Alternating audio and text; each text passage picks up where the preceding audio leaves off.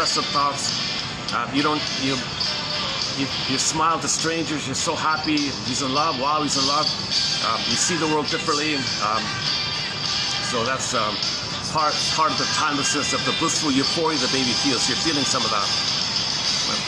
So because babies need 4 to 5 months of that. If that's crashed at birth or somewhere during that time, if the egg is broken, you spend your life looking for it. And you have to hope for it. So if somebody reminds you of the mother, it flares up. Okay, it flares up. Now, there's a lot of hope and uncertainty with this. And if the other person cannot do that, or they do it for a while, then they can't really follow through with it. There's no time machine. You can't go back in the past so the person gets the blissful oneness. So it's going to fail at some point if you're just doing it blindly. Then there's a lot of stress of losing the mother again. So now you're chasing more. Now enter dopamine. Dopamine for the chase. Now you're in manic.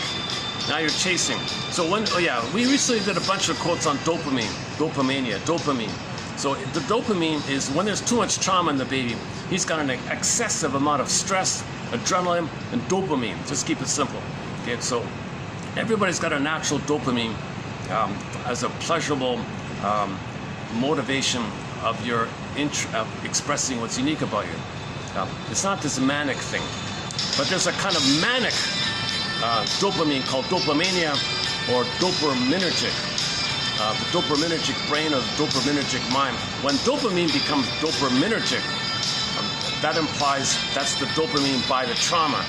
So if the baby is traumatized, what happens is the survival part of the brain, okay, the set points set in too high for stress, adrenaline, and dopamine. Dopamine's the chase for mother because you're in fear mode. You got to chase. Dopamine is the chemistry behind chase, goal, motivation.